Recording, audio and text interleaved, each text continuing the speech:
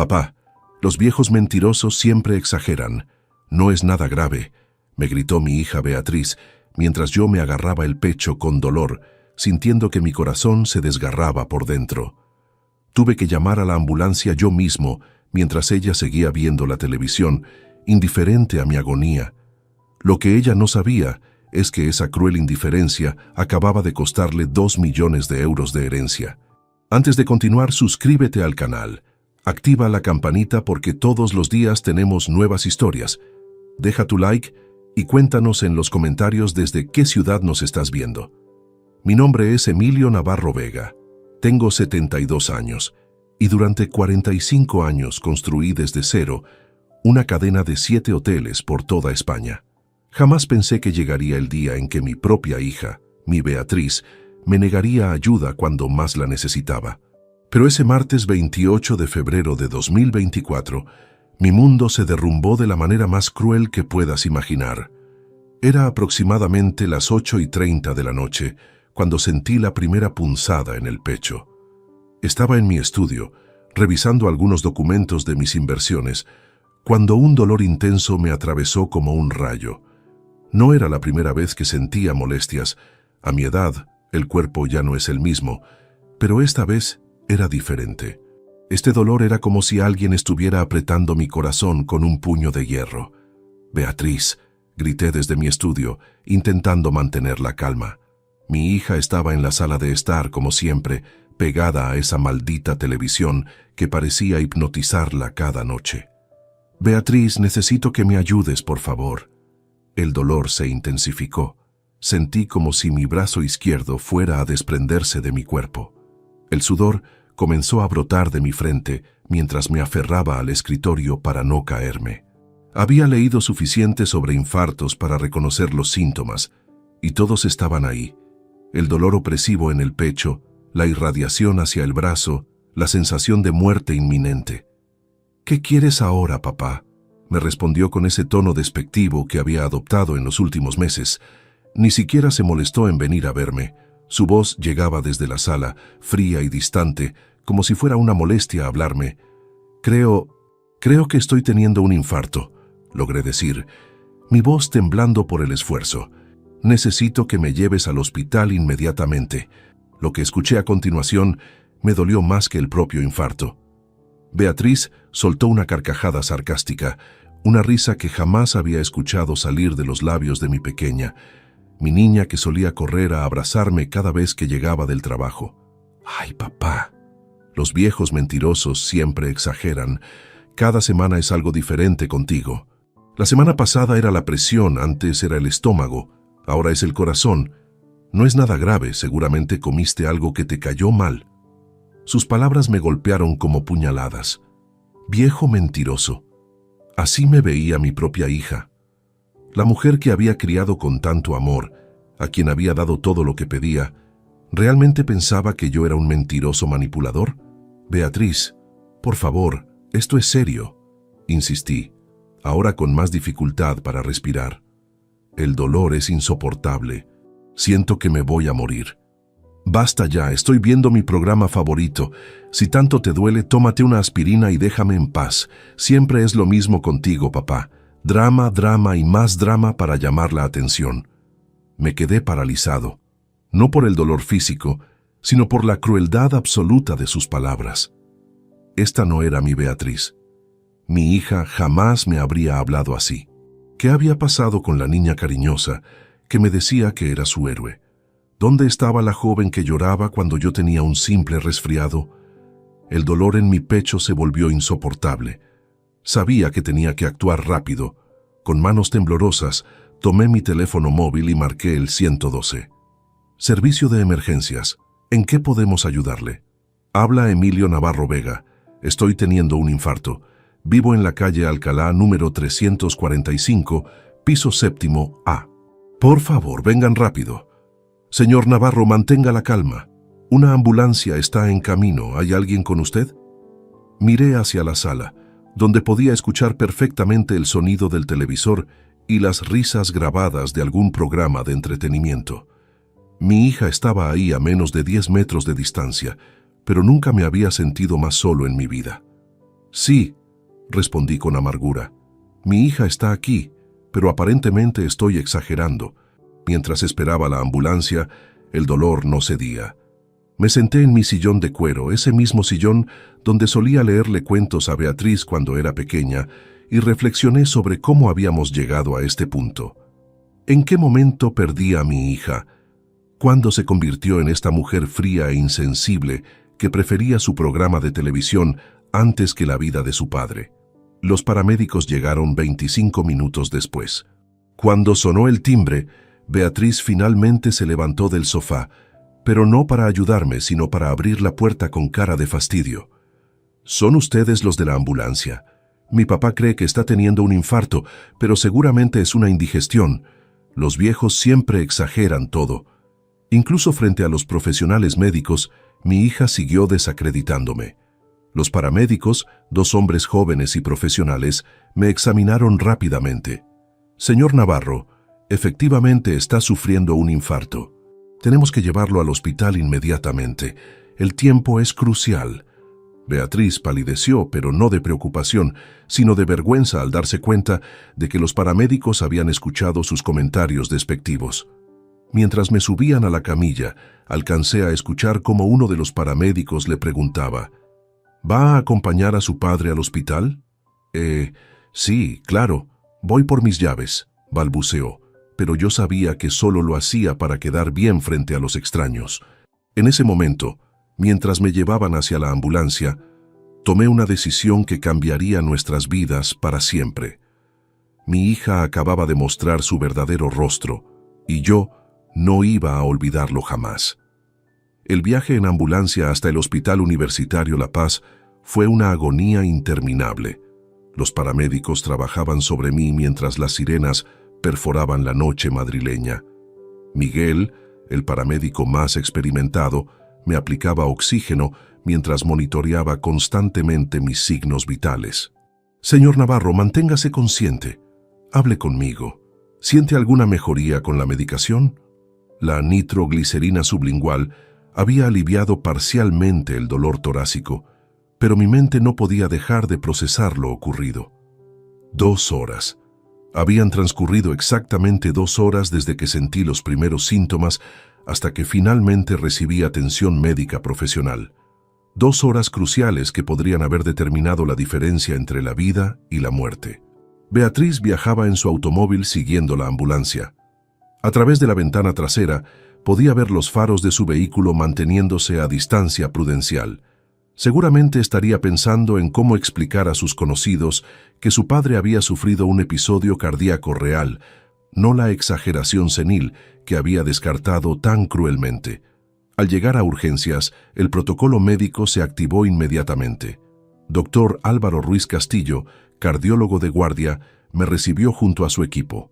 Era un hombre de unos 45 años, calvo, con gafas metálicas y una expresión seria que reflejaba años de experiencia tratando emergencias cardiovasculares. «Señor Navarro, soy el Dr. Ruiz. Vamos a realizarle un electrocardiograma y análisis de sangre inmediatamente. Por los síntomas que describe y el tiempo transcurrido, sospechamos un infarto agudo de miocardio». Las siguientes horas fueron un torbellino de pruebas médicas, inyecciones y monitores conectados a mi cuerpo. El electrocardiograma confirmó lo que ya sabíamos. Había sufrido un infarto considerable. Los niveles de troponinas en sangre estaban elevadísimos, indicando daño significativo al músculo cardíaco. «Necesitamos realizar una angioplastia de emergencia», explicó el Dr. Ruiz. «Una arteria coronaria está completamente obstruida.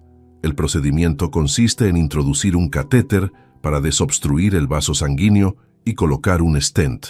Beatriz había llegado al hospital y permanecía en la sala de espera. Ocasionalmente, la veía a través de la puerta de cristal, caminando nerviosa y hablando por teléfono, probablemente contactando a Rodrigo, su esposo, para informarle sobre la situación. Lo que más me dolía era observar su comportamiento. No mostraba la angustia genuina de una hija preocupada, sino la incomodidad de alguien que se había visto obligada a lidiar con una situación imprevista. Durante la angioplastia, permanecí consciente bajo anestesia local. Podía observar en el monitor cómo el contraste revelaba mis arterias coronarias. La imagen era impactante. La arteria descendente anterior estaba completamente bloqueada, lo que explicaba la intensidad del dolor que había experimentado. «Señor Navarro, puede ver aquí la obstrucción», me explicó el doctor Ruiz señalando la pantalla. «Afortunadamente, hemos logrado reabrir la arteria y restaurar el flujo sanguíneo. Sin embargo, debo ser franco con usted. El retraso de 2 horas en recibir atención ha causado daño irreversible a una porción del músculo cardíaco». Sus palabras resonaron en mi mente como martillazos. Daño irreversible. 2 horas de retraso. Si Beatriz hubiera actuado inmediatamente cuando le pedí ayuda, si hubiera mostrado un mínimo de preocupación maternal, las consecuencias habrían sido considerablemente menores. «Doctor, ¿qué significa exactamente ese daño irreversible?» «Significa que una zona de su corazón ha muerto por falta de oxígeno. Su función cardíaca se verá comprometida permanentemente. Calculamos que ha perdido aproximadamente un 20% de la capacidad de bombeo de su ventrículo izquierdo. 20%. Un quinto de mi corazón había muerto mientras mi hija veía televisión, considerando que mis súplicas de auxilio eran simples exageraciones de un anciano manipulador. Esa noche, internado en la unidad coronaria, reflexioné profundamente sobre los últimos 8 meses. ¿Cuándo exactamente había comenzado este cambio radical en Beatriz? Recordé vívidamente el momento. Fue en junio de 2023, durante una cena familiar en el restaurante El Coque, cuando me presentó a su nueva amiga Mónica Peña Santos. Mónica era una mujer de 48 años, divorciada, con una personalidad magnética pero venenosa. Se había presentado como consultora empresarial independiente, aunque pronto descubrí que había quebrado su propia empresa de marketing digital debido a malas decisiones financieras y endeudamiento excesivo. Desde aquella presentación, noté cambios sutiles pero constantes en el comportamiento de Beatriz. Sus visitas se volvieron menos frecuentes. Sus conversaciones conmigo se tornaron superficiales y tensas. Comenzó a cuestionar decisiones que yo tomaba respecto a mis propiedades e inversiones, sugiriendo que necesitaba más independencia y que los padres mayores a veces toman decisiones irracionales. Las ideas de Mónica estaban infiltrándose sistemáticamente en la mente de mi hija. Durante los almuerzos dominicales, Beatriz comenzó a repetir frases que claramente no eran suyas. «Los padres no deben ser una carga emocional para sus hijos adultos», o «es importante establecer límites claros con las generaciones anteriores». Mónica había logrado algo que jamás creí posible. Había convertido a mi propia hija en mi enemiga. Había manipulado su mente con ideas sobre independencia emocional y libertad financiera, presentándome como un obstáculo para su crecimiento personal. La madrugada del 1 de marzo, mientras los monitores cardíacos emitían sus pitidos constantes, tomé una decisión fundamental. No podía permitir que esta traición quedara sin consecuencias. Mi hija había demostrado su verdadera naturaleza en el momento más crítico de mi vida, y yo no iba a olvidarlo. Como empresario exitoso, había aprendido que las decisiones más importantes requieren análisis detallado y estrategia cuidadosa. Durante 45 años, construyendo mi imperio hotelero, enfrenté competidores despiadados, socios desleales y crisis económicas devastadoras. Siempre salí victorioso porque nunca actué impulsivamente. Esta situación requería el mismo enfoque meticuloso. Beatriz había jugado sus cartas, revelando que su interés principal en nuestra relación era económico. Ahora era mi turno de jugar las mías, y yo tenía una ventaja considerable. Ella no tenía idea de la magnitud real de mi patrimonio ni de las medidas de protección que había implementado a lo largo de los años. El doctor Ruiz regresó durante las primeras horas de la mañana para evaluar mi evolución postoperatoria. «Señor Navarro, su recuperación está progresando satisfactoriamente. Sin embargo, debo insistir en la importancia del tiempo perdido. 2 horas adicionales de isquemia miocárdica han comprometido significativamente su pronóstico a largo plazo. Doctor, comprendo perfectamente las implicaciones médicas. Pero permítame preguntarle algo desde su experiencia profesional. ¿Es común que los familiares ignoren síntomas tan evidentes de infarto? El doctor Ruiz me observó con curiosidad, probablemente percibiendo que mi pregunta tenía motivaciones más profundas que la simple curiosidad médica. Señor Navarro, en mis 22 años de carrera he observado todo tipo de reacciones familiares. Algunas personas entran en pánico ante síntomas menores, mientras otras minimizan emergencias reales. Sin embargo, debo admitir que la reacción de su hija fue inusualmente indiferente para la gravedad de la situación. Sus palabras confirmaron lo que ya sabía. El comportamiento de Beatriz no había sido una simple confusión o error de juicio. Había sido una demostración cruel de indiferencia calculada hacia mi bienestar. Esa mañana, mientras observaba el amanecer madrileño a través de la ventana de mi habitación hospitalaria, comencé a planificar mi respuesta. Beatriz creía que había ganado, que su crueldad había pasado desapercibida. No tenía idea de que acababa de despertar al estratega que dormía en mí. Los siguientes 3 días de hospitalización me brindaron algo invaluable: tiempo para reflexionar y recordar. Mientras mi corazón se recuperaba físicamente del infarto, mi mente trabajaba incansablemente, reconstruyendo los últimos 8 meses, buscando las pistas que había ignorado sobre la transformación de Beatriz. La primera señal de alarma había ocurrido en julio de 2023, apenas un mes después de conocer a Mónica. Beatriz llegó a mi casa para el almuerzo dominical tradicional, pero algo en su actitud había cambiado radicalmente. En lugar de abrazarme cálidamente como hacía desde niña, me saludó con un beso formal en la mejilla y mantuvo distancia física durante toda la visita. «Papá, he estado pensando que tal vez deberías considerar vivir en una residencia para personas mayores», me dijo mientras cortaba el cordero asado que María, mi empleada doméstica, había preparado con tanto esmero. Sus palabras me tomaron completamente por sorpresa. Tenía 71 años, gozaba de excelente salud, manejaba perfectamente mis finanzas y mantenía mi hogar en condiciones impecables. ¿De dónde surgía esta sugerencia tan absurda? «Beatriz, no entiendo tu preocupación. Me encuentro perfectamente bien y disfruto enormemente de mi independencia. Es que Mónica me comentó sobre su padre, que vivía solo hasta que tuvo un accidente doméstico terrible. Ella dice que los hijos responsables deben anticiparse a estas situaciones antes de que sea demasiado tarde». Ahí estaba, la influencia de Mónica Peña infiltrándose en nuestras conversaciones familiares. Mi hija estaba repitiendo argumentos que claramente no habían surgido de su propia reflexión, sino de las manipulaciones de su nueva mentora. Durante agosto, las sugerencias se volvieron más insistentes y específicas. Beatriz comenzó a cuestionar mis capacidades de manera sistemática. Si olvidaba algún detalle menor durante nuestras conversaciones, ella lo interpretaba como síntoma de deterioro cognitivo.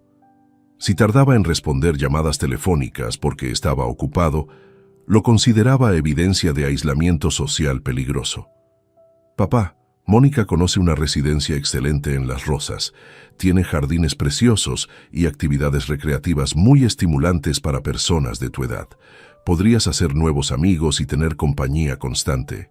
La insistencia era tan persistente que comencé a sospechar motivaciones ocultas. Una tarde de septiembre, mientras revisaba documentos en mi estudio, decidí investigar discretamente a esta Mónica Peña que ejercía tal influencia sobre mi hija. A través de mis contactos en el sector empresarial madrileño, descubrí información reveladora. Mónica había sido propietaria de Estrategias Digitales MP, una agencia de marketing que quebró en 2022 debido a inversiones irresponsables en criptomonedas y préstamos bancarios impagables.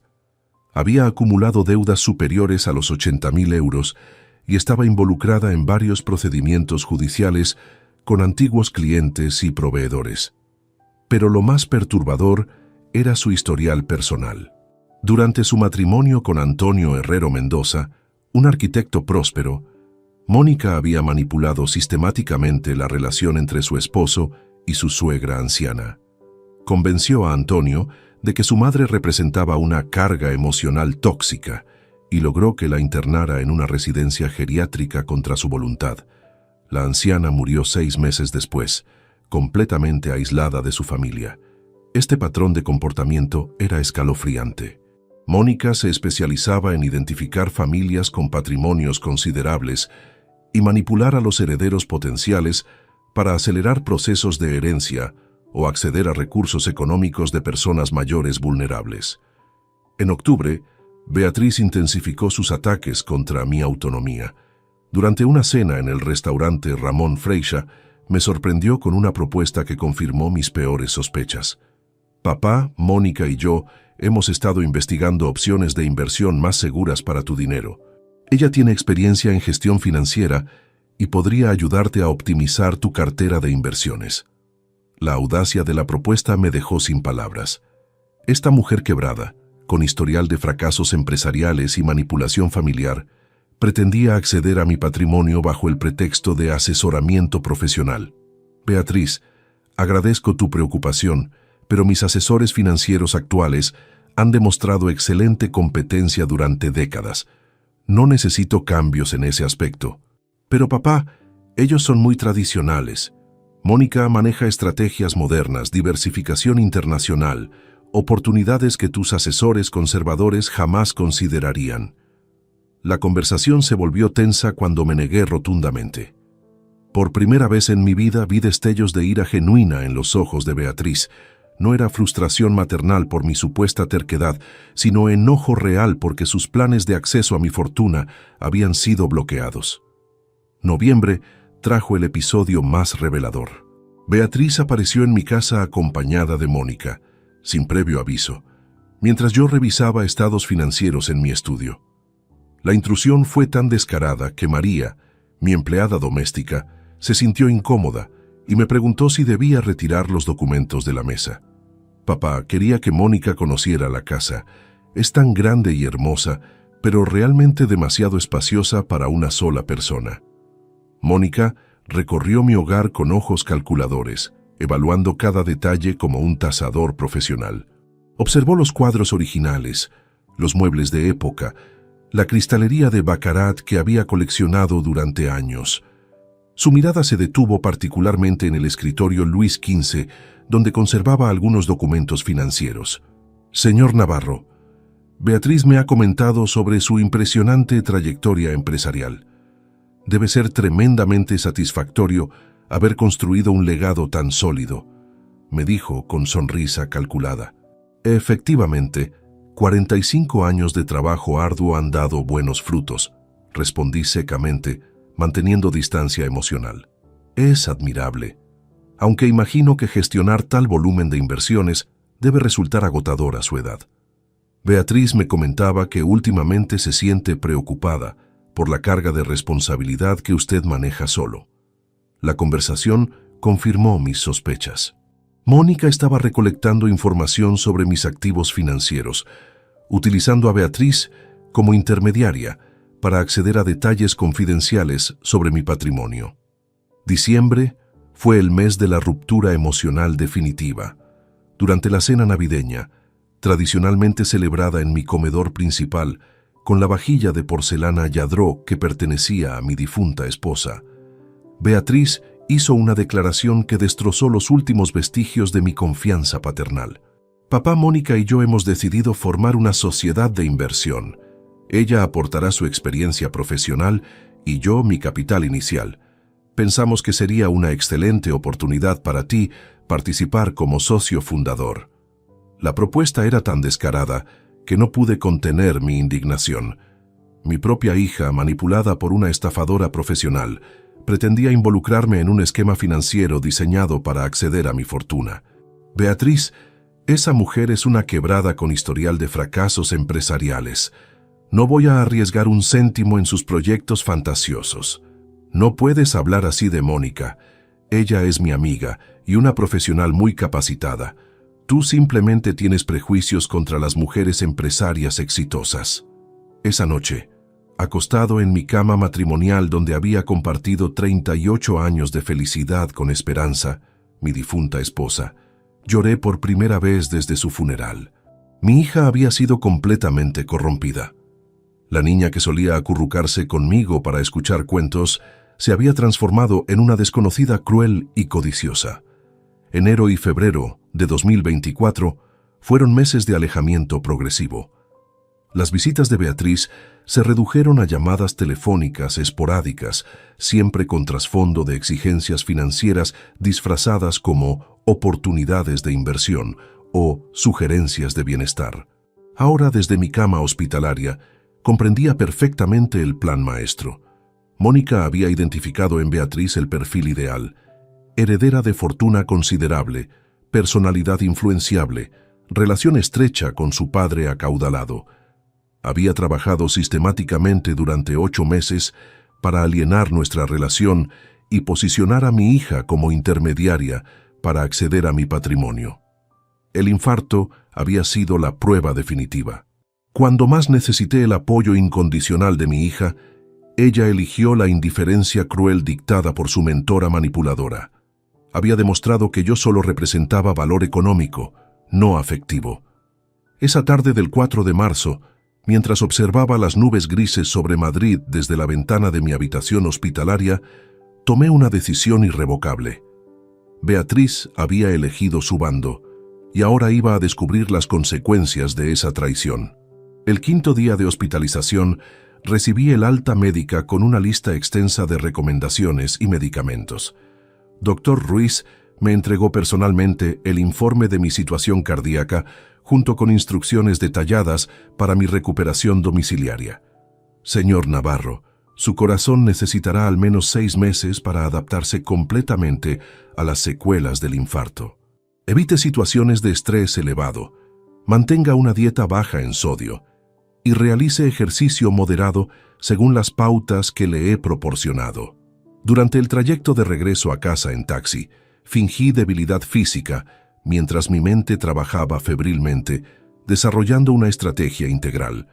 Como empresario experimentado, sabía que la información era poder y necesitaba conocer exactamente la situación financiera de Beatriz antes de implementar cualquier contraataque. Esa misma tarde, contacté discretamente a Vicente Morales Herrero, un investigador privado que había utilizado en el pasado para verificar antecedentes de socios comerciales potenciales. Vicente era un excomisario de policía con 30 años de experiencia y conexiones valiosas en instituciones financieras madrileñas. Don Emilio, lamento mucho enterarme de su situación médica. ¿En qué puedo asistirle? Vicente, necesito una investigación confidencial completa sobre la situación económica actual de mi hija Beatriz Navarro Jiménez y su relación con una mujer llamada Mónica Peña Santos. Quiero conocer deudas, ingresos, movimientos bancarios recientes y cualquier información relevante sobre sus finanzas personales. Comprendo perfectamente. Le proporcionaré un informe exhaustivo en el plazo de 1 semana. Mientras esperaba los resultados de la investigación, dediqué tiempo a revisar meticulosamente mi propio patrimonio. Durante 45 años de éxito empresarial, había acumulado activos considerables distribuidos estratégicamente para optimizar beneficios fiscales y minimizar riesgos financieros. Mi cartera de inversiones incluía la cadena de 7 hoteles valorada en 1.400.000 euros, mi residencia principal en Salamanca tasada en 600.000 euros, un apartamento de vacaciones en Marbella por 200.000 euros, acciones diversificadas por valor de 400.000 euros, bonos gubernamentales por 300.000 euros y cuentas de ahorro con 200.000 euros disponibles inmediatamente. El patrimonio total ascendía aproximadamente a 2.900.000 euros, una fortuna considerable que había planificado legar íntegramente a Beatriz. Sin embargo, las circunstancias habían cambiado radicalmente. Una semana después, Vicente me entregó personalmente el informe de investigación en mi estudio. Los resultados fueron aún más reveladores de lo que había anticipado. Don Emilio, su hija se encuentra en una situación financiera precaria. Tiene deudas acumuladas por 62.000 euros, distribuidas en 5 tarjetas de crédito diferentes. Los intereses mensuales superan los 900 euros y ha realizado múltiples refinanciaciones durante el año pasado. Vicente continuó explicando los detalles más perturbadores. Beatriz había solicitado 3 préstamos personales en diferentes entidades bancarias, utilizando como garantía su futura herencia paterna. Los contratos especificaban claramente que esperaba recibir al menos 2 millones de euros tras mi fallecimiento. Además, don Emilio, he descubierto comunicaciones entre su hija y Mónica Peña, donde discuten explícitamente estrategias para acelerar su acceso a la herencia familiar. Mónica le ha sugerido opciones legales para declararlo mentalmente incompetente y asumir la administración de sus bienes. La información me golpeó como un martillo. Mi propia hija no solo había planificado mi ingreso forzoso en una residencia geriátrica, sino que también había considerado declararme legalmente incapaz para apoderarse de mi patrimonio mientras aún vivía. Vicente, ¿tiene evidencia documental de estas conversaciones? Tengo grabaciones de audio obtenidas legalmente y capturas de pantalla de mensajes intercambiados a través de aplicaciones de mensajería. Todo perfectamente admisible en procedimientos judiciales.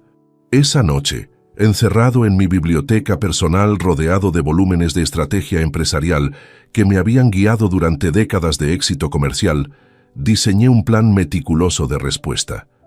Si Beatriz quería jugar el juego de la codicia y la manipulación, descubriría que su padre había sido un maestro en esas artes mucho antes de que ella naciera. El primer paso consistía en reorganizar completamente la estructura legal de mis activos. Contacté a Iván Torres Delgado, mi abogado de confianza durante 25 años, para programar una reunión urgente en su despacho de la Gran Vía. Iván, necesito implementar cambios sustanciales en mi testamento y la estructura de propiedad de mis bienes. La situación familiar ha evolucionado de manera inesperada. Durante nuestra reunión del 14 de marzo, expliqué detalladamente la traición de Beatriz y mis intenciones de respuesta legal. Iván, un hombre meticuloso y experimentado en derecho patrimonial, comprendió inmediatamente las implicaciones y necesidades de mi situación. Don Emilio, puedo estructurar una serie de modificaciones que protejan completamente sus intereses y le permitan mantener control absoluto sobre sus decisiones patrimoniales.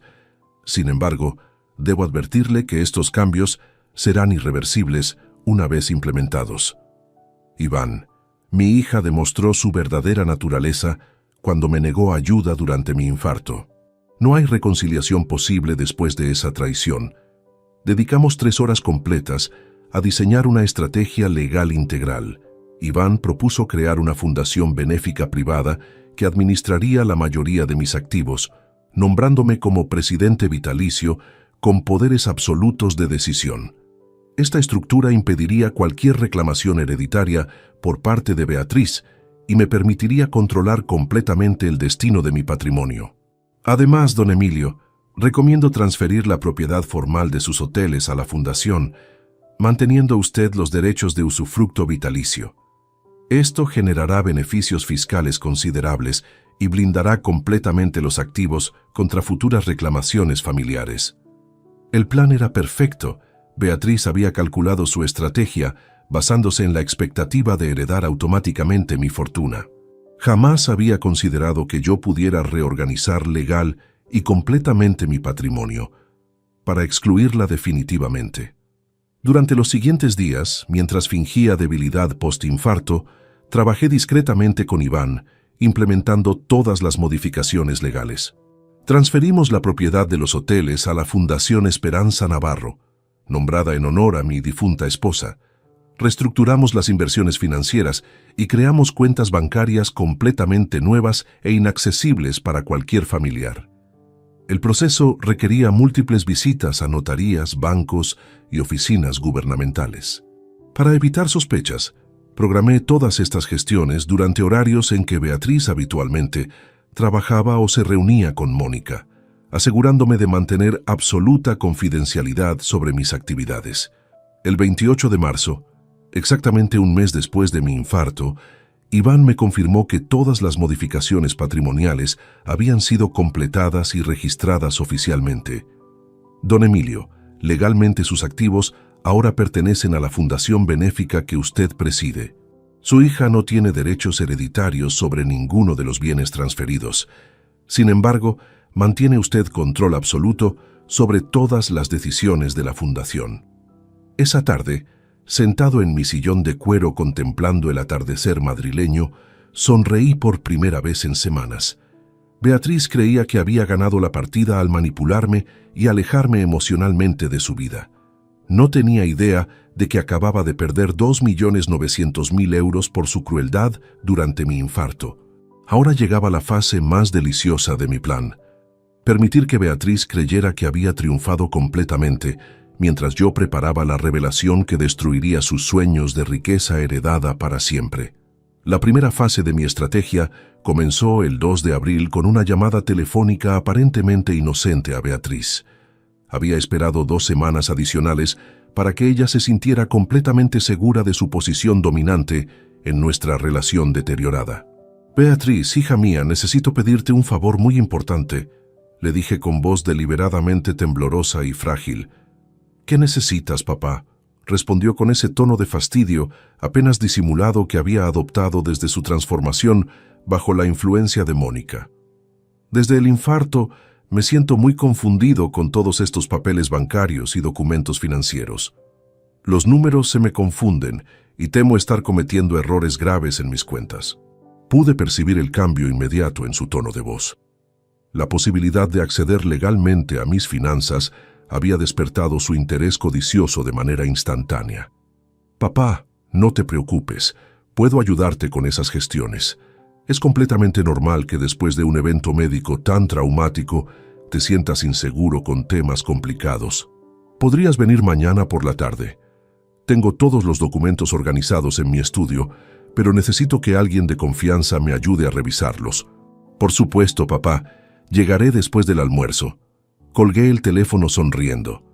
El anzuelo había sido lanzado y Beatriz había mordido exactamente como había anticipado. Su codicia era tan predecible que manipularla resultaba casi insultantemente fácil. Esa noche dediqué varias horas a preparar meticulosamente el escenario para su visita. En mi escritorio dispuse cuidadosamente documentos bancarios falsos que había creado con la ayuda de Iván, mi abogado. Estos papeles mostraban cuentas con saldos mínimos y movimientos financieros confusos que sugerían problemas de gestión por mi parte. Paralelamente, oculté todos los documentos reales relacionados con la Fundación Esperanza Navarro y las nuevas cuentas offshore donde había transferido mi patrimonio auténtico. Los documentos falsos indicaban que mis activos totales no superaban los 50.000 euros, una cifra ridículamente baja comparada con mi fortuna real. Beatriz llegó puntualmente a las 3 de la tarde del 3 de abril, acompañada sorpresivamente por Mónica Peña. La presencia de esta mujer confirmó mis sospechas. Mi hija ya no tomaba decisiones importantes sin consultar a su manipuladora mentora. «Papá, espero que no te moleste que haya traído a Mónica. Ella tiene mucha experiencia en temas financieros y pensé que podría ayudarnos a organizar mejor tus cuentas». «No hay problema, hija. Cualquier ayuda será bienvenida», respondí fingiendo gratitud, mientras internamente celebraba que ambas mujeres estuvieran presentes para presenciar mi actuación. Durante las siguientes 2 horas, interpreté magistralmente el papel de un anciano confundido y vulnerable. Fingí dificultades para recordar números de cuenta, mostré inseguridad al firmar documentos y expresé preocupación constante sobre mi capacidad para manejar asuntos financieros complejos. «No entiendo por qué estos números no cuadran», murmuré mientras señalaba los estados de cuenta falsificados. «Antes podía gestionar millones de euros sin problemas, pero ahora incluso las cuentas simples me resultan incomprensibles». Mónica se inclinó sobre los documentos con ojos brillantes de ambición. Su experiencia como estafadora le permitía identificar inmediatamente las supuestas vulnerabilidades financieras que yo había simulado cuidadosamente. «Señor Navarro, estos documentos indican cierta desorganización en sus finanzas. Beatriz y yo podríamos ayudarle a consolidar sus cuentas y simplificar la gestión de sus recursos». «¿Realmente harían eso por mí?», pregunté con fingida gratitud, observando cómo ambas mujeres intercambiaban miradas cómplices. Beatriz tomó la iniciativa con una propuesta que reveló completamente sus intenciones reales. Papá, podríamos establecer una cuenta conjunta donde yo tenga autorización para realizar operaciones en tu nombre. Así no tendrías que preocuparte por gestiones complicadas. Esa es una excelente idea, agregó Mónica inmediatamente. Conozco casos similares donde los hijos administran las finanzas paternas para evitar confusiones y errores costosos. La audacia de su propuesta me impresionó. Estaban sugiriéndome entregar voluntariamente el control de mis supuestos activos, convencidas de que mi deterioro mental postinfarto las había convertido en las beneficiarias de mi aparente vulnerabilidad. Me parece una solución muy sensata, respondí, tras fingir reflexión profunda. Pero necesito estar seguro de que comprenden completamente mis finanzas actuales antes de tomar una decisión tan importante.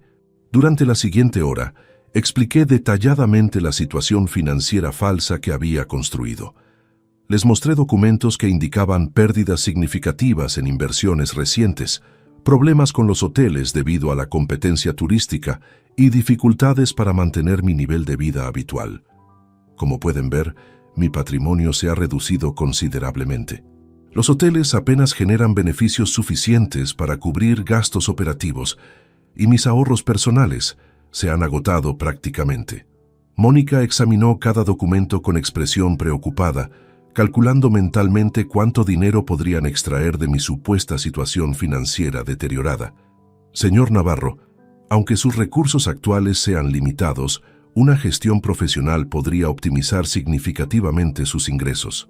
Beatriz y yo podríamos implementar estrategias de recuperación financiera. Beatriz asintió entusiasmada, claramente convencida de que habían identificado una oportunidad de enriquecimiento rápido a través de la manipulación de mis supuestas finanzas disminuidas. Papá, déjanos ayudarte. Mónica tiene contactos en instituciones financieras que podrían ofrecerte productos de inversión más rentables que tus cuentas tradicionales. Al final de la tarde, habíamos establecido los términos de su asistencia financiera. Beatriz tendría acceso completo a las cuentas falsas que había preparado, con autorización para realizar cualquier operación que considerara beneficiosa para mis intereses. Mañana mismo iremos al banco para formalizar los cambios necesarios, declaró Beatriz con satisfacción evidente. Perfecto, hija. Confío completamente en tu criterio y en la experiencia de Mónica. Después de su partida, me senté en mi biblioteca contemplando la brillantez de mi estrategia. Beatriz creía haber obtenido acceso a mi patrimonio, cuando en realidad solo había conseguido la responsabilidad de gestionar cuentas vacías con documentación fabricada. Las cuentas reales, conteniendo mis verdaderos activos por valor de casi 3 millones de euros, permanecían completamente ocultas e inaccesibles en la estructura legal de la Fundación Esperanza Navarro. Durante los siguientes días, observé con diversión cómo Beatriz asumía gradualmente la administración de mis finanzas ficticias. Visitaba bancos, consultaba con supuestos asesores financieros y dedicaba horas a analizar documentación que no tenía valor alguno. La trampa estaba perfectamente tendida. Muy pronto, Beatriz descubriría que había dedicado tiempo y esfuerzo considerable a gestionar la nada absoluta, mientras mi fortuna real permanecía completamente fuera de su alcance. El momento de la revelación se acercaba, y yo saboreaba anticipadamente la expresión de shock absoluto que iluminaría su rostro cuando comprendiera la magnitud de su error de cálculo. Una semana después de entregar el control de mis supuestas finanzas a Beatriz, recibí la llamada telefónica que había estado esperando ansiosamente. Su voz sonaba alterada, con un matiz de pánico que apenas intentaba disimular. Papá, necesito verte urgentemente. He estado revisando tus cuentas y hay situaciones muy complicadas que debemos discutir inmediatamente. ¿Situaciones complicadas? ¿Qué tipo de problemas has encontrado, hija? Prefiero explicarte personalmente. Estaré ahí en 1 hora. Colgué el teléfono sonriendo con satisfacción. Mi interpretación había sido tan convincente que Beatriz realmente creía estar enfrentando una crisis financiera familiar. La realidad de las cuentas vacías había comenzado a revelarse, y su desesperación era exactamente lo que había planeado provocar. Durante esa hora de espera, me preparé para la segunda fase de mi actuación. Organicé mi estudio de manera que pareciera el workspace de un hombre mayor, genuinamente confundido por asuntos económicos complejos. Esparcí documentos sin orden aparente, dejé calculadoras con números inconsistentes y preparé una taza de té que fingiría olvidar repetidamente. Beatriz llegó acompañada nuevamente por Mónica, ambas con expresiones sombrías que contrastaban notablemente con el optimismo codicioso que habían mostrado la semana anterior. «Papá, tenemos que hablar seriamente sobre tu situación financiera», comenzó Beatriz sin preámbulos, su tono cargado de urgencia y preocupación fingida. «¿Mi situación financiera? Pensé que habías dicho que todo estaba bajo control». Mónica intervino con su característica autoridad manipuladora. «Señor Navarro, después de analizar detalladamente sus cuentas, hemos descubierto que su patrimonio ha experimentado pérdidas devastadoras. Sus activos disponibles son mínimos». «No entiendo qué significa eso exactamente», respondí fingiendo confusión senil. Beatriz desplegó sobre mi escritorio los documentos bancarios falsos que yo mismo había preparado, señalando los saldos insignificantes con expresión dramáticamente preocupada. «Papá, tus cuentas principales tienen menos de 15.000 euros en total. Los hoteles aparentemente han estado perdiendo dinero durante meses y tus inversiones se han desplomado completamente». Fingí shock absoluto al escuchar esta información, llevándome las manos a la cabeza con gestos exagerados de desesperación. «¿Cómo es posible? Yo tenía millones de euros. ¿Dónde está todo mi dinero?» «Esa es exactamente la pregunta que necesitamos responder», declaró Mónica con tono grave. «Sospechamos que durante tu recuperación post-infarto pudiste haber tomado decisiones financieras poco acertadas». La conversación continuó durante 2 horas, con ambas mujeres alternándose para explicarme la supuesta magnitud de mi ruina económica. Describieron escenarios catastróficos donde yo había perdido prácticamente todo mi patrimonio debido a inversiones irresponsables y gestión deficiente durante mi periodo de vulnerabilidad médica. «Papá, la situación es crítica», insistió Beatriz. «Si no actuamos inmediatamente, podrías perder incluso esta casa. Los documentos indican que tienes deudas pendientes que podrían forzar la venta de tus propiedades». Su actuación era impresionante. Beatriz realmente había desarrollado talento para la manipulación emocional bajo la tutela de Mónica. Sin embargo, yo tenía décadas de experiencia superior en negociaciones complejas y reconocía perfectamente sus tácticas de presión psicológica. «¿Qué puedo hacer? No quiero perder lo poco que me queda», gemí patéticamente. Mónica se inclinó hacia mí con expresión falsamente compasiva. «Señor Navarro, Beatriz y yo hemos desarrollado un plan de recuperación. Podemos transferir sus activos restantes a cuentas más seguras y implementar estrategias de inversión que minimicen futuras pérdidas. Pero necesitamos actuar rápidamente», agregó Beatriz. «Cada día que perdemos, su situación se deteriora más». Durante la siguiente media hora, me presentaron su plan de rescate financiero, que consistía básicamente en transferir los fondos restantes de las cuentas falsas a nuevas cuentas que ellas controlarían completamente. Mónica tiene contactos en bancos suizos que ofrecen productos de inversión exclusivos para patrimonios en crisis.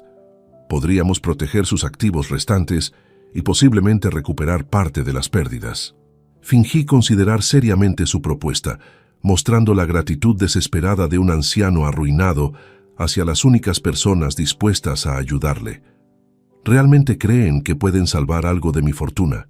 Papá, haremos todo lo posible, pero necesitas confiar completamente en nosotras y seguir nuestras recomendaciones sin cuestionamientos». Esa noche, después de su partida, me dirigí a mi caja fuerte personal, donde conservaba los documentos auténticos de la Fundación Esperanza Navarro. Los certificados de depósito por 2.900.000 euros estaban perfectamente seguros, completamente fuera del alcance de las ambiciones de Beatriz y Mónica. Al día siguiente, como había acordado, acompañé a ambas mujeres a las oficinas bancarias para formalizar las transferencias de mis supuestos activos restantes a las nuevas cuentas protegidas que habían preparado. El gerente del banco, previamente instruido por Iván, mi abogado, participó discretamente en la representación. Confirmó que las cuentas originales contenían únicamente los saldos mínimos mostrados en los documentos falsificados. Señor Navarro, sus cuentas reflejan exactamente las cifras que su hija ha reportado. Procederemos con las transferencias según las instrucciones proporcionadas. Beatriz y Mónica intercambiaron miradas de satisfacción, convencidas de que habían asegurado exitosamente el control de mis recursos económicos restantes. Durante los días siguientes, observé con diversión cómo ambas mujeres trabajaban febrilmente intentando optimizar las inversiones de los 15.000 euros que habían rescatado de mi supuesta bancarrota. Mónica contactó a sus dudosos asociados financieros, Beatriz investigó oportunidades de inversión arriesgadas, y ambas dedicaron tiempo considerable a planificar cómo maximizar el rendimiento de mi patrimonio ficticio. El 8 de abril, 2 semanas después del inicio de su administración financiera, Beatriz me visitó con noticias que confirmaron la segunda fase de mi estrategia. Papá, tengo que confesarte algo importante. Mónica y yo hemos estado discutiendo tu situación y creemos que podrías estar desarrollando síntomas de demencia temprana. ¿Demencia? ¿Por qué piensas eso? Tus decisiones financieras recientes han sido tan irracionales que solo pueden explicarse por deterioro cognitivo. Mónica conoce especialistas médicos que podrían evaluarte y confirmar nuestras sospechas. La audacia de su sugerencia me impresionó. Después de manipular exitosamente mi supuesta crisis financiera, ahora pretendían declararme mentalmente incompetente para justificar su control total sobre mis decisiones personales. ¿Crees realmente que estoy perdiendo la razón, hija? Papá, es la única explicación lógica para que hayas perdido prácticamente toda tu fortuna en tan poco tiempo. Un hombre de tu inteligencia jamás habría tomado decisiones tan destructivas estando mentalmente saludable. Esa noche, reflexionando sobre la evolución de su plan maestro, comprendí que Beatriz y Mónica habían superado incluso mis expectativas más pesimistas sobre su maldad calculada. No solo pretendían robar mi patrimonio, sino también destruir mi dignidad personal, declarándome legalmente incapaz. El momento de mi revelación final se acercaba rápidamente. Muy pronto, ambas mujeres descubrirían que habían estado persiguiendo fantasmas financieros, mientras mi verdadera fortuna permanecía completamente protegida e inaccesible para sus ambiciones criminales. El 15 de abril decidí que había llegado el momento perfecto para recolectar la evidencia definitiva que necesitaba antes de ejecutar mi revelación final. Durante las últimas semanas, Beatriz y Mónica habían demostrado repetidamente sus verdaderas intenciones, pero requería pruebas irrefutables de sus conversaciones privadas sobre mi supuesta incapacidad mental y sus planes para mi patrimonio. Contacté nuevamente a Vicente Morales, mi investigador privado de confianza, para implementar la fase más delicada de mi estrategia. Vicente, necesito que instale discretamente equipos de grabación en mi estudio y sala de estar. Beatriz visitará la casa este fin de semana con Mónica, y requiero documentar completamente sus conversaciones cuando crean que no puedo escucharlas. Don Emilio, comprendo perfectamente la necesidad de protegerse legalmente. Los dispositivos serán completamente indetectables y proporcionarán grabaciones de calidad judicial.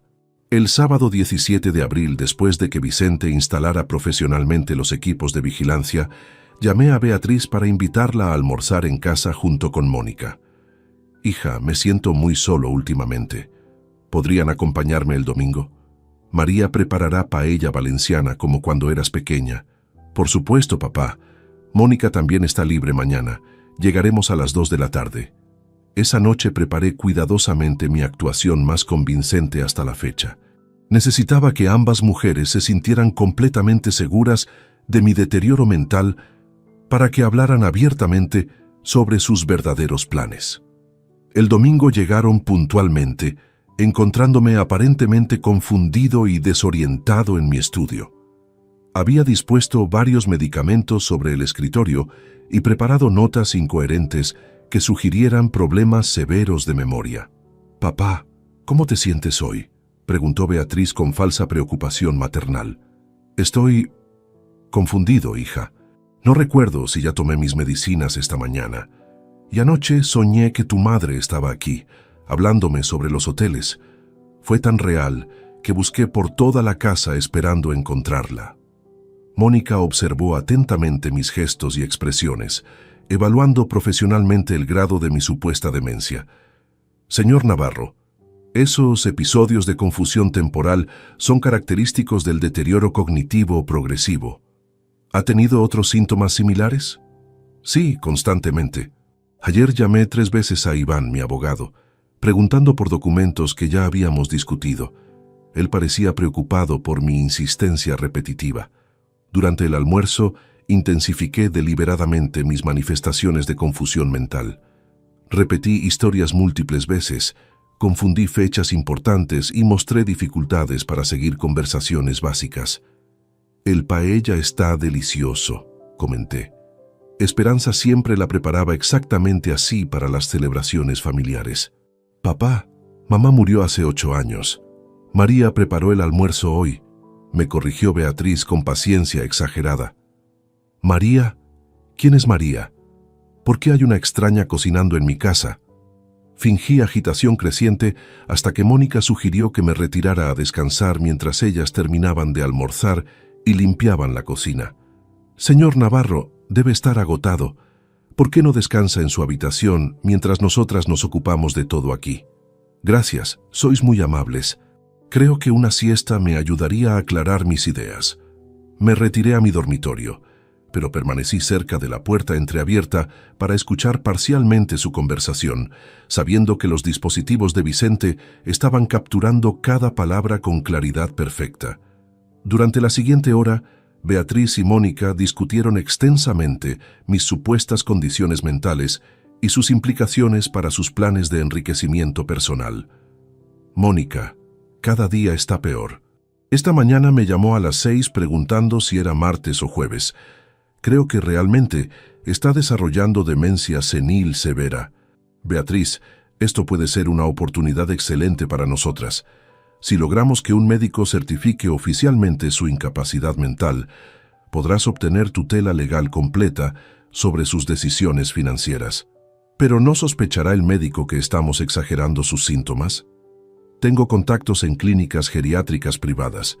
Conozco psiquiatras que pueden diagnosticar demencia basándose en testimonios familiares, especialmente cuando hay evidencia de decisiones financieras irracionales como las pérdidas que supuestamente ha sufrido». La conversación continuó revelando detalles específicos de su estrategia para declararme legalmente incompetente. Mónica había investigado procedimientos judiciales y conocía abogados especializados en casos de tutela forzosa para ancianos con patrimonio considerable. «Una vez que tengas control legal total, podremos acceder a cualquier cuenta bancaria o propiedad que haya ocultado. Los ancianos dementes frecuentemente esconden dinero en lugares que olvidan completamente. ¿Crees que realmente tiene más dinero del que hemos encontrado? Las cuentas que administro apenas suman 15.000 euros. Beatriz, un hombre que construyó 7 hoteles, no puede haber perdido literalmente millones de euros en pocos meses. Debe tener activos ocultos en algún lugar. Quizás cuentas en otros bancos, inversiones internacionales o incluso efectivo guardado físicamente en la casa». Sus especulaciones sobre mi patrimonio oculto eran irónicamente precisas, aunque jamás imaginarían la sofisticación legal de la estructura que había implementado para proteger mis activos. «Mónica, ¿cuánto tiempo tardaría el proceso de tutela legal? Si presentamos documentación médica convincente y evidencia de deterioro financiero, podríamos obtener tutela provisional en 6 semanas. Después, tendrías acceso completo a todo lo que posea». «Perfecto. Mientras tanto, seguiremos fingiendo que nos preocupamos por su bienestar. Es importante mantener la fachada de hijas devotas hasta que tengamos control legal absoluto». Después de 2 horas de conversación reveladora, Regresé a la sala fingiendo haber despertado de mi siesta. ¿Dónde estoy? ¿Por qué hay desconocidas en mi casa?, pregunté con genuina alarma teatral. Papá, soy Beatriz, tu hija. Esta es Mónica, mi amiga. Hemos estado almorzando contigo. Beatriz, mi Beatriz es una niña pequeña. Tú eres demasiado mayor para ser mi hija. Ambas mujeres intercambiaron miradas significativas, claramente convencidas de que mi demencia había progresado hasta niveles que justificarían intervención médica inmediata. Señor Navarro, creo que deberíamos programar una consulta con un especialista en geriatría. Estos episodios de desorientación son preocupantes, sugirió Mónica con autoridad fingida. ¿Un médico? ¿Por qué necesito un médico?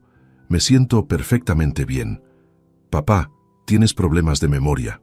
Un doctor podría ayudarte con medicamentos que mejoren tu claridad mental. Esa tarde, después de su partida, escuché las grabaciones completas que Vicente había capturado. La evidencia era devastadora y legalmente irrefutable. Ambas mujeres habían confesado explícitamente sus intenciones de manipular el sistema judicial para declararme mentalmente incompetente y robar mi patrimonio. Las grabaciones documentaban conspiracy, fraude intentado, abuso de ancianos y múltiples otros delitos graves. Tenía material suficiente para destruir completamente sus vidas si decidía presentar cargos criminales. Pero mi venganza sería mucho más elegante y devastadora que simples procedimientos judiciales. El lunes siguiente, contactaría a Iván para preparar la revelación que destruiría sus sueños de enriquecimiento ilícito de la manera más humillante y definitiva posible. Beatriz había demostrado que su crueldad durante mi infarto no fue un momento de debilidad, sino la manifestación genuina de su naturaleza corrupta. Ahora descubriría las consecuencias de subestimar la inteligencia y recursos de su padre. El lunes 18 de abril amaneció con cielos despejados sobre Madrid, como si el universo hubiera decidido proporcionar el escenario perfecto para mi revelación final. Después de 6 semanas de interpretación magistral, había llegado el momento de mostrar mis verdaderas cartas y observar cómo se desplomaba el castillo de mentiras que Beatriz y Mónica habían construido sobre mi supuesta vulnerabilidad. A las 10 de la mañana llamé a Beatriz con voz deliberadamente clara y firme, completamente diferente al tono confundido y senil que había adoptado durante las últimas semanas. Beatriz, necesito verte en mi casa esta tarde a las 5 en punto. Ven sola sin Mónica. Tenemos asuntos importantes que resolver definitivamente. Papá, ¿te encuentras bien? Tu voz suena diferente hoy. Nunca me he sentido mejor en mi vida, hija. Te espero puntualmente. Durante las siguientes horas, preparé meticulosamente mi estudio para el encuentro final. En el centro del escritorio dispuse las grabaciones de audio de Vicente, los documentos auténticos de la Fundación Esperanza Navarro, los estados de cuenta reales de mis cuentas offshore y el informe completo de la investigación sobre las actividades fraudulentas de Mónica. Paralelamente, contacté a Iván, mi abogado, para que se presentara en mi domicilio a las 5:30, 30 minutos después del inicio de mi confrontación con Beatriz. Iván, hoy termina esta farsa. Necesito que traigas todos los documentos legales relacionados con la reestructuración patrimonial. Beatriz conocerá la verdad completa sobre sus consecuencias. Don Emilio, he preparado una carpeta con toda la documentación oficial de la Fundación, los certificados de transferencia de activos y las modificaciones testamentarias. ¿Está completamente seguro de proceder con la revelación total? Absolutamente. Mi hija ha demostrado su verdadera naturaleza durante mi momento más vulnerable. Ahora enfrentará las repercusiones de su traición calculada. Beatriz llegó exactamente a las 5, visiblemente nerviosa por el cambio radical en mi tono telefónico matutino. Al entrar al estudio, su expresión cambió inmediatamente al observar mi postura erguida, mi mirada penetrante y la ausencia completa de los síntomas de confusión que había exhibido durante semanas. Papá, te ves muy diferente. ¿Has cambiado tus medicamentos? Pareces completamente lúcido. Siéntate, Beatriz. Es hora de que tengas una conversación honesta con tu padre. Tomé el reproductor de audio que Vicente había preparado y reproduje la grabación más incriminatoria de su conversación con Mónica del domingo anterior. La voz de Mónica llenó la habitación con claridad perfecta. Una vez que tengas control legal total, podremos acceder a cualquier cuenta bancaria o propiedad que haya ocultado. Los ancianos dementes frecuentemente esconden dinero en lugares que olvidan completamente. Seguida inmediatamente por la respuesta de Beatriz. Mientras tanto, seguiremos fingiendo que nos preocupamos por su bienestar. Es importante mantener la fachada de hijas devotas hasta que tengamos control legal absoluto. El color se desvaneció completamente del rostro de mi hija. Sus manos comenzaron a temblar mientras procesaba la realidad devastadora de que había sido descubierta en flagrante traición. Papá, esa conversación, ¿puedo explicarlo? ¿Explicar qué exactamente, Beatriz? ¿Explicar cómo planeabas declararme mentalmente incompetente para robar mi patrimonio? ¿O explicar cómo fingías preocupación maternal mientras conspirabas con una estafadora profesional? Reproduje entonces la segunda grabación más damning, donde Mónica detallaba explícitamente su estrategia para obtener tutela legal forzosa a través de testimonios médicos fraudulentos. Beatriz, durante 6 semanas he interpretado el papel de un anciano vulnerable, mientras tú y tu mentora desarrollaban planes criminales para destruir mi autonomía y robar mi fortuna. Cada síntoma de demencia, cada episodio de confusión, cada manifestación de deterioro mental fue una actuación cuidadosamente calculada. Mi hija intentó recuperar compostura, pero su voz quebrada revelaba el shock absoluto de haber sido completamente manipulada.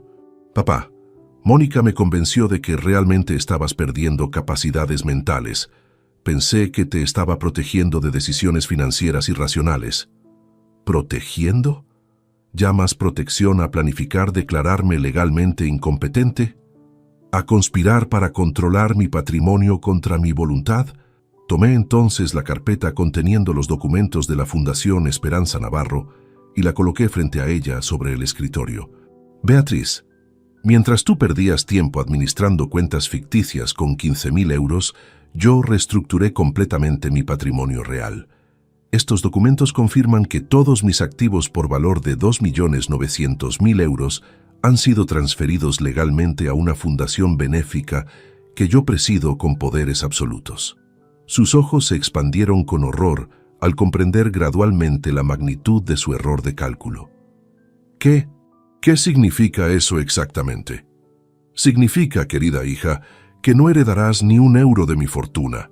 Significa que todas tus deudas de 62.000 euros tendrás que pagarlas con tus propios recursos. Significa que tus planes de enriquecimiento, a través de mi supuesta incapacidad, han resultado en tu empobrecimiento absoluto. Beatriz se levantó abruptamente de la silla, caminando nerviosamente por el estudio, mientras procesaba las implicaciones devastadoras de mi revelación. Papá, esto debe ser una broma cruel. No puedes haber hecho algo tan drástico basándote en malentendidos. ¿Malentendidos? Tengo grabaciones de 2 horas donde confesáis explícitamente vuestras intenciones criminales. Tengo evidencia documental de tus planes para declararme demente. No hay malentendidos posibles. En ese momento, Iván tocó el timbre puntualmente según lo programado. Al verlo entrar con su maletín de documentos legales, Beatriz comprendió que la situación era irrevocablemente definitiva. Señora Beatriz, la saludó Iván formalmente, he traído toda la documentación que confirma las modificaciones patrimoniales implementadas por su padre. Si gusta revisarla, podrá verificar que todos los procedimientos han sido ejecutados con absoluta legalidad. Durante la siguiente hora, Iván explicó detalladamente cada aspecto de la reestructuración legal. Los hoteles, las propiedades, las inversiones, las cuentas bancarias, todo había sido transferido irrevocablemente a la fundación benéfica, dejando a Beatriz completamente excluida de cualquier herencia futura. Adicionalmente, continuó Iván, su padre ha revocado completamente su testamento anterior y ha nombrado a la fundación como beneficiaria única de cualquier activo personal restante. Beatriz se desplomó nuevamente en la silla, con lágrimas de desesperación comenzando a brotar de sus ojos. «Papá, por favor, cometí errores terribles, pero soy tu hija. No puedes destruir nuestra relación familiar por culpa de Mónica. Ella me manipuló, me convenció de cosas horribles. Beatriz, cuando sufrí mi infarto y te supliqué ayuda, me llamaste viejo mentiroso exagerado. Elegiste tu programa de televisión sobre la vida de tu padre. Esa crueldad no fue influencia de Mónica. Fue tu verdadera naturaleza, revelándose en el momento más crítico». Sus sollozos se intensificaron al recordar aquella noche que había desencadenado irreversiblemente esta cadena de consecuencias devastadoras. «He sido una hija terrible, papá, pero te prometo que puedo cambiar. Dame una oportunidad de demostrarte que aún tienes valor para mí más allá del dinero». «Beatriz, durante 8 meses observé cómo te transformabas en una desconocida cruel y codiciosa. Tu comportamiento durante mi infarto confirmó definitivamente que solo representaba valor económico para ti. Esa realidad no puede revertirse con lágrimas tardías». Al final de la tarde, después de que Iván se retirara y Beatriz comprendiera completamente la irreversibilidad de mi decisión, nos quedamos solos enfrentando el abismo que se había abierto definitivamente entre nosotros. «¿Qué será de mí ahora, papá?» «Eso depende enteramente de ti, hija. Tendrás que enfrentar las consecuencias de tus decisiones y construir tu vida sin depender de la fortuna que esperabas heredar automáticamente». Los 3 meses siguientes a mi revelación transcurrieron como la observación clínica de un experimento social fascinante. Desde mi perspectiva privilegiada, pude contemplar cómo se desmoronaba sistemáticamente el mundo que Beatriz había construido sobre cimientos de codicia y expectativas heredadas. La primera consecuencia se manifestó apenas una semana después de nuestro enfrentamiento definitivo. Rodrigo, su esposo, había fundamentado gran parte de sus decisiones financieras familiares en la certeza de que eventualmente accederían a mi patrimonio considerable. Cuando Beatriz le confesó la realidad devastadora de la situación, su reacción superó incluso mis expectativas más pesimistas. «¿Cómo pudiste ser tan estúpida?», le gritó durante una discusión que pude escuchar claramente desde mi jardín mientras paseaba por las tardes. «Teníamos acceso a casi 3 millones de euros y lo perdiste todo por seguir a esa loca de Mónica». Las peleas matrimoniales se volvieron cotidianas y cada vez más virulentas. Rodrigo culpaba exclusivamente a Beatriz por la pérdida de lo que consideraba su herencia familiar, mientras ella intentaba explicar cómo había sido manipulada por alguien en quien confiaba ciegamente.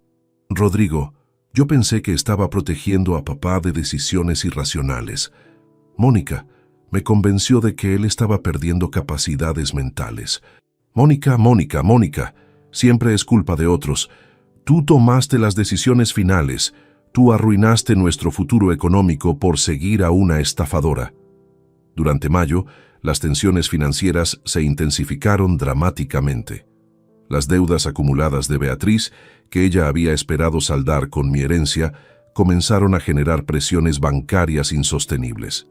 Los intereses mensuales superaban sus ingresos disponibles, creando una espiral descendente imparable. Vicente, mi investigador privado, me proporcionó informes regulares sobre la deteriorada situación económica familiar. Los datos eran reveladores. Habían comenzado a vender posesiones personales para cubrir pagos mínimos de tarjetas de crédito, y Rodrigo había solicitado préstamos adicionales utilizando su automóvil como garantía. Don Emilio, la situación financiera de su hija empeora semanalmente. Ha vendido joyas, muebles de valor y están considerando hipotecar nuevamente su vivienda. Paralelamente, Mónica Peña había desaparecido completamente de sus vidas tras descubrir que su estrategia de enriquecimiento había fracasado estrepitosamente. Como típica depredadora financiera, abandonó inmediatamente a Beatriz cuando comprendió que no podría extraer beneficio económico de nuestra relación familiar. Pero la consecuencia más devastadora para Beatriz fue el impacto sobre sus hijos adolescentes, mis nietos, Adrián y Nerea. Ambos jóvenes de 18 y 16 años respectivamente comenzaron a cuestionar las versiones contradictorias que recibían sobre la ruptura familiar. Adrián, el mayor, me visitó una tarde de junio sin previo aviso ni conocimiento de sus padres. «Abuelo, necesito entender qué pasó realmente entre tú y mamá. Ella nos dice que desarrollaste demencia y tomaste decisiones irracionales, pero te veo completamente lúcido y saludable». La conversación con mi nieto fue una de las más dolorosas pero necesarias de mi vida. Sin revelar detalles específicos sobre las traiciones de su madre, le expliqué que habíamos tenido diferencias irreconciliables sobre valores familiares fundamentales. «Adrián, tu madre eligió seguir consejos de personas que no tenían sus mejores intereses en mente. Cuando más necesité su apoyo, me falló de maneras que no puedo perdonar. ¿Tiene que ver con cuando tuviste el infarto? Mamá nunca nos explicó exactamente qué pasó esa noche. Mi nieto era inteligente y perspicaz. Había notado inconsistencias en las versiones familiares y buscaba respuestas directas. Adrián, tu madre tomó decisiones que revelaron su verdadero carácter. Como consecuencia, decidí reestructurar completamente mis prioridades y mi patrimonio. Durante las siguientes semanas, tanto Adrián como Nerea comenzaron a visitar mi casa regularmente, buscando mantener relación conmigo independientemente del conflicto con sus padres. Sus visitas me proporcionaron inmensa satisfacción emocional, confirmando que el amor genuino trasciende las manipulaciones financieras. «Abuelo, papá dice que eres egoísta por no ayudar a mamá con sus problemas de dinero», me comentó Nerea durante una de sus visitas. «Nerea, tu madre creó sus propios problemas financieros con decisiones irresponsables. Los adultos deben enfrentar las consecuencias de sus acciones sin esperar que otros les resuelvan dificultades autoinfligidas». Mis nietos gradualmente comprendieron que la versión familiar oficial sobre mi supuesta demencia y irracionalidad no correspondía con la realidad que observaban directamente. Su madre había perdido credibilidad ante sus propios hijos por mantener narrativas contradictorias e inverosímiles. En julio, la situación matrimonial de Beatriz llegó a un punto de ruptura definitivo. Rodrigo, enfrentando presiones económicas que superaban su capacidad de tolerancia, presentó una demanda de separación matrimonial. «No puedo seguir viviendo con alguien cuya estupidez arruinó nuestro futuro económico», declaró durante una conversación telefónica que Vicente interceptó legalmente. El proceso de separación reveló públicamente las dificultades financieras familiares, exponiendo a Beatriz ante su círculo social como responsable directa del colapso económico matrimonial. Durante agosto, observé cómo mi hija intentaba desesperadamente reconstruir su vida destruida. Había perdido a su mentor manipuladora, su matrimonio se desintegraba, sus hijos cuestionaban su credibilidad y enfrentaba bancarrota personal inminente. Sus intentos de reconciliación conmigo se volvieron más frecuentes y patéticos. Llamadas telefónicas suplicantes, cartas escritas a mano pidiendo perdón, incluso visitas no anunciadas donde lloraba en mi puerta pidiendo una segunda oportunidad. «Papá, he aprendido mi lección. Mónica me engañó completamente, pero ahora comprendo mis errores. Dame la oportunidad de ser la hija que mereces». Sin embargo, cada súplica confirmaba que su arrepentimiento estaba motivado exclusivamente por desesperación financiera, no por genuino reconocimiento del daño emocional que me había causado. «Beatriz, si realmente hubieras aprendido algo, nunca habrías sugerido que fingíamos preocupación maternal mientras planificabas declararme mentalmente incompetente». Sus lágrimas y protestas de amor filial tardío no podían borrar las grabaciones donde confesaba explícitamente sus intenciones criminales, ni el recuerdo imborrable de su crueldad durante mi infarto. La fase de prueba había concluido definitivamente. Beatriz había fallado cada test de carácter que le había presentado, demostrando repetidamente que su interés primario era económico, no afectivo. Mientras contemplaba el atardecer desde mi terraza en septiembre, reflexionaba sobre la justicia poética de la situación. Mi hija había perdido exactamente aquello que más valoraba: acceso a dinero que nunca había ganado. Simultáneamente, había recuperado lo más importante, el respeto y amor genuino de mis nietos, quienes ahora comprendían la diferencia entre afecto auténtico y manipulación interesada. La transformación estaba completa.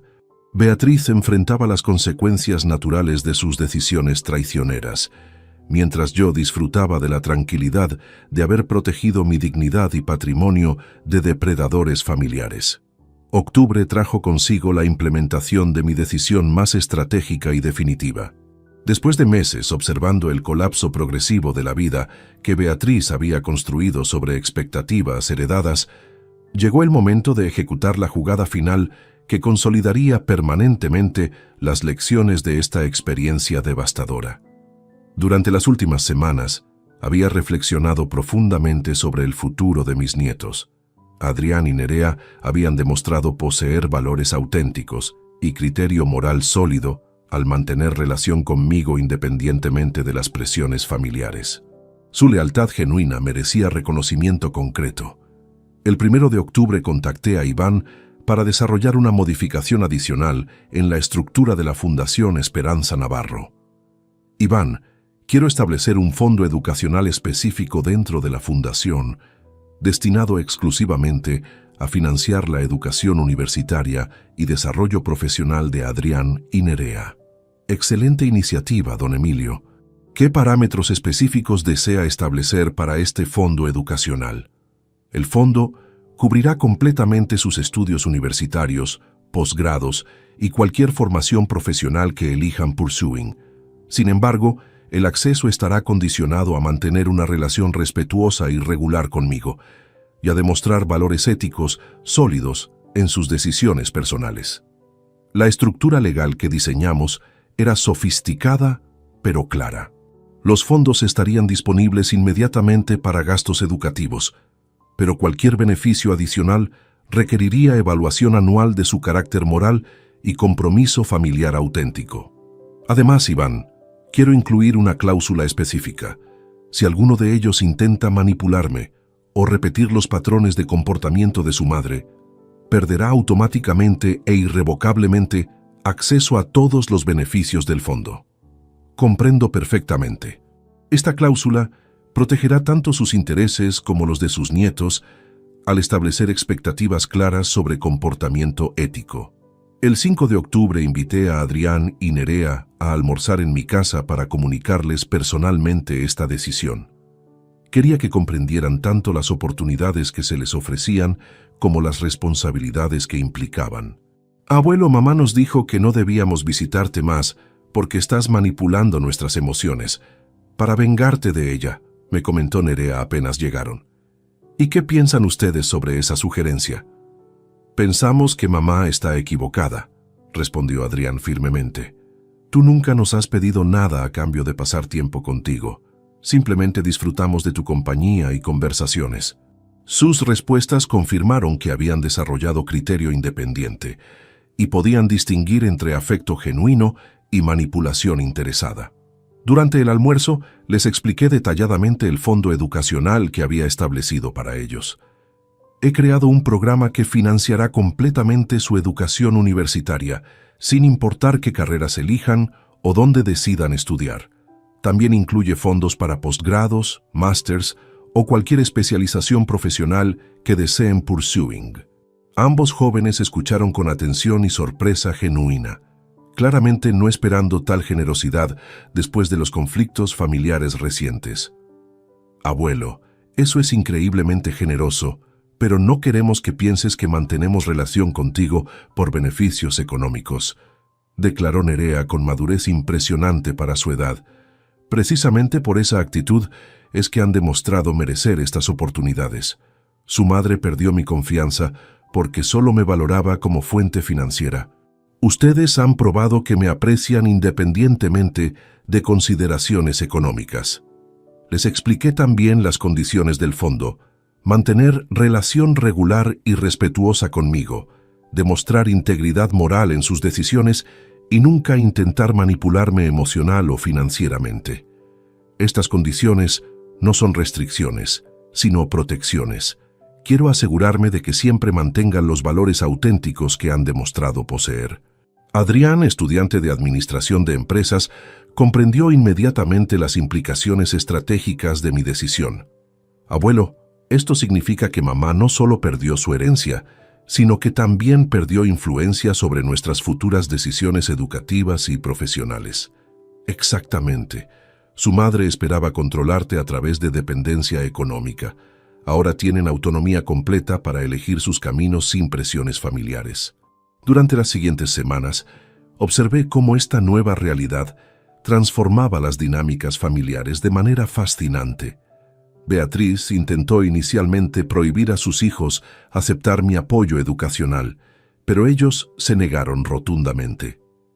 Mamá, abuelo nos ofrece oportunidades educativas que tú no puedes proporcionarnos debido a tus problemas financieros, le explicó Nerea durante una discusión que Vicente documentó discretamente.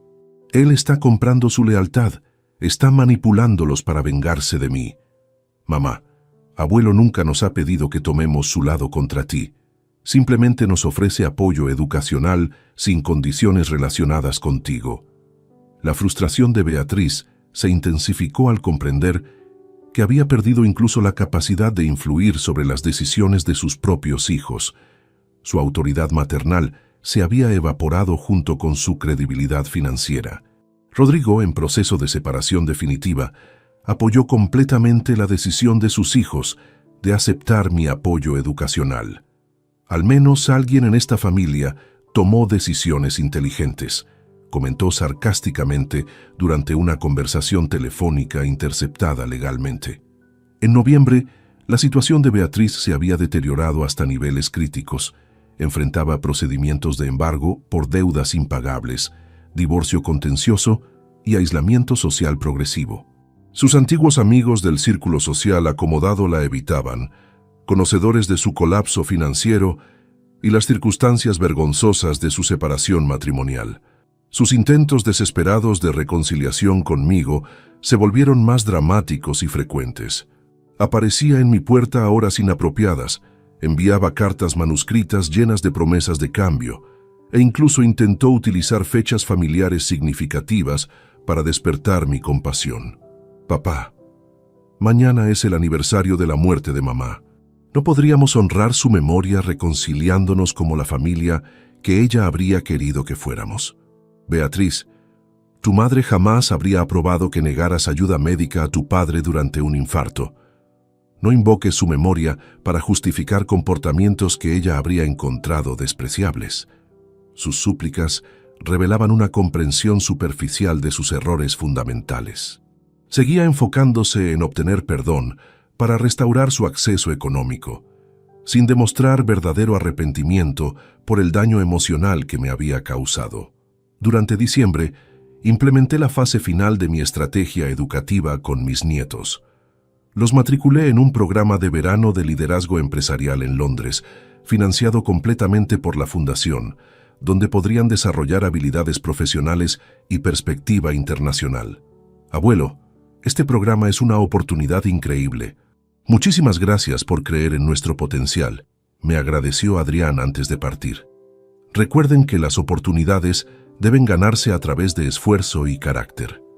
Espero que aprovechen cada experiencia para crecer como profesionales y como personas. Al final del año, contemplé con satisfacción los resultados de mi estrategia integral. Beatriz había perdido todo aquello que priorizaba sobre el afecto familiar auténtico: dinero, estatus social, influencia familiar y seguridad económica. Simultáneamente, mis nietos habían ganado oportunidades educativas extraordinarias y autonomía financiera que les permitiría construir sus vidas independientemente de las decisiones destructivas de su madre. La justicia había sido servida de la manera más elegante posible, a través de consecuencias naturales que surgían directamente de las decisiones morales de cada persona involucrada. 6 meses han transcurrido desde aquella revelación devastadora del 18 de abril, y mientras escribo estas líneas en mi estudio, contemplando el jardín que mi difunta Esperanza cultivaba con tanto amor, puedo afirmar que la justicia ha seguido su curso natural de la manera más perfecta que podría haber imaginado. Mi nueva vida transcurre en una tranquilidad que no había experimentado en años. He vendido la casa familiar, demasiado grande y llena de recuerdos dolorosos de la traición de Beatriz, y me he mudado a un apartamento elegante en el barrio de Chamberí. Es un espacio más apropiado para un hombre de mi edad, con todas las comodidades modernas, pero manteniendo la distinción que corresponde a alguien de mi posición. La Fundación Esperanza Navarro opera exitosamente bajo mi presidencia, generando beneficios constantes que se destinan a causas benéficas cuidadosamente seleccionadas. He encontrado inmensa satisfacción personal en dirigir programas educativos para jóvenes de recursos limitados, ofreciéndoles las oportunidades que mis propios nietos ahora disfrutan gracias a mi planificación estratégica. Adrián regresó de Londres transformado por su experiencia internacional. El programa de liderazgo empresarial le proporcionó conexiones profesionales valiosas y una perspectiva global que será fundamental para su carrera futura. Actualmente cursa su último año de administración en la Universidad Complutense, con calificaciones excelentes y múltiples ofertas de prácticas en empresas prestigiosas. Abuelo, el programa de Londres me enseñó que el éxito verdadero se construye sobre principios éticos sólidos, no sobre expectativas heredadas, me comentó durante nuestra cena mensual en el restaurante Lardi. Nerea, por su parte, ha desarrollado un interés apasionado por el derecho internacional, inspirada parcialmente por observar los procedimientos legales que rodearon nuestra situación familiar. Sus calificaciones en el instituto son sobresalientes y ya ha sido preseleccionada para varios programas universitarios prestigiosos. Abuelo, quiero especializarme en derecho patrimonial y sucesorio. Ver cómo protegiste legalmente tus intereses me inspiró a comprender estos mecanismos desde una perspectiva profesional. Ambos jóvenes mantienen contacto mínimo pero cordial con su madre, visitándola ocasionalmente por obligación moral, pero sin permitir que sus dificultades afecten sus propias trayectorias ascendentes. Han aprendido la lección más valiosa que podría haberles enseñado. El carácter personal determina el destino individual, independientemente de las circunstancias familiares. Beatriz, por el contrario, continúa enfrentando las consecuencias naturales de sus decisiones traicioneras. Su divorcio se finalizó en septiembre con términos desfavorables, ya que Rodrigo logró demostrar que las deudas acumuladas resultaron de decisiones unilaterales e irresponsables de ella. Perdió la custodia compartida de los niños, quienes eligieron vivir con su padre debido a la inestabilidad económica y emocional que ella representaba. Su situación financiera se deterioró hasta requerir declaración de bancarrota personal. Los embargos ejecutados por entidades bancarias la obligaron a vender prácticamente todas sus posesiones de valor. Actualmente reside en un apartamento modesto en las afueras de Madrid, trabajando en una oficina de seguros con salario básico. Mónica Peña Santos, la arquitecta intelectual de esta tragedia familiar, enfrentó consecuencias legales por sus actividades fraudulentas. Las evidencias que Vicente recopiló durante su investigación fueron proporcionadas discretamente a las autoridades competentes. Actualmente, cumple una sentencia de 18 meses en prisión por estafa agravada y manipulación de personas mayores vulnerables.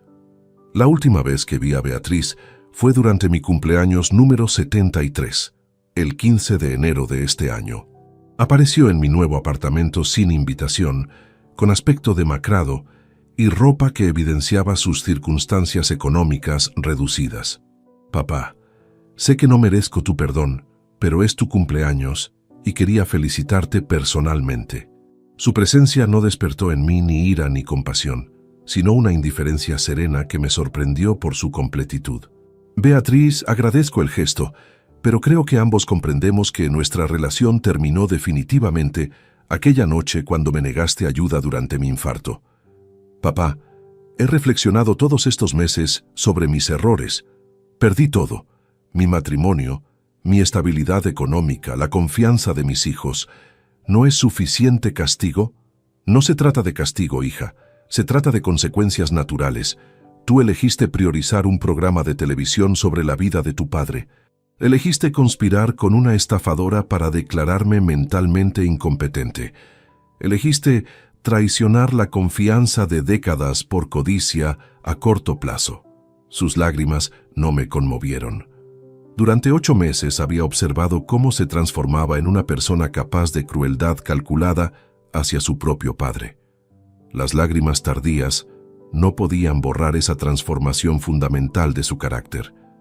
¿Nunca podrás perdonarme? El perdón es irrelevante, Beatriz. La confianza, una vez quebrada por traición deliberada, no puede restaurarse. Hemos aprendido quiénes somos realmente durante esta crisis, y esa información determina cómo procederemos en el futuro. Se retiró esa tarde, comprendiendo finalmente que no habría reconciliación posible. No porque yo fuera vengativo o rencoroso, sino porque las circunstancias habían revelado incompatibilidades fundamentales de valores que no admitían resolución. Durante estos meses de reflexión, he comprendido que esta experiencia dolorosa fue también profundamente liberadora. Durante años mantuve una relación familiar basada en afecto unilateral y expectativas no correspondidas. La crisis del infarto reveló la realidad. Mi hija me valoraba exclusivamente como fuente económica, no como persona merecedora de amor incondicional. Ahora vivo rodeado únicamente de relaciones auténticas. Mis nietos me visitan porque disfrutan genuinamente de mi compañía, no por obligación o interés económico. Los beneficiarios de mi fundación me respetan por mis contribuciones filantrópicas, no por expectativas heredadas. Mis amigos cercanos aprecian mi amistad por nuestros valores compartidos, no por mi patrimonio. Esta purificación de mi círculo social ha resultado en una tranquilidad y satisfacción personal que no había experimentado en décadas. He aprendido que la soledad elegida es infinitamente preferible a la compañía interesada. A los 73 años, con mi salud cardíaca estabilizada y mi futuro económico perfectamente asegurado, puedo afirmar que las decisiones que tomé durante esta crisis fueron las correctas. Protegí mi dignidad, salvaguardé mi patrimonio de depredadores familiares y aseguré que mis valores se transmitan a las generaciones futuras a través de mis nietos. Beatriz tuvo múltiples oportunidades de elegir el amor filial auténtico sobre la codicia manipuladora. En cada encrucijada crítica, eligió el camino de la traición calculada. Las consecuencias que enfrenta no son producto de mi venganza, sino el resultado natural de sus propias decisiones morales. La lección más importante que emerge de esta experiencia es simple pero fundamental. El carácter verdadero se revela durante las crisis, y esa revelación debe determinar cómo estructuramos nuestras relaciones futuras.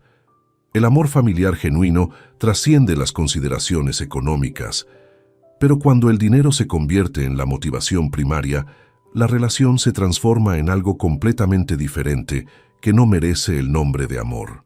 Hoy, mientras contemplo la puesta de sol desde mi terraza, siento una paz profunda al saber que viviré mis años restantes rodeado únicamente de afecto auténtico y respeto genuino. Mi hija eligió su camino y yo elegí el mío. Ambos debemos vivir con las consecuencias de nuestras decisiones, pero solo uno de nosotros puede dormir tranquilo cada noche sabiendo que actuó con integridad moral inquebrantable. Si te gustó esta historia, dale like al video, suscríbete al canal y comparte tus impresiones en los comentarios. Para escuchar la próxima historia, haz clic en la caja de la izquierda. Gracias por vernos.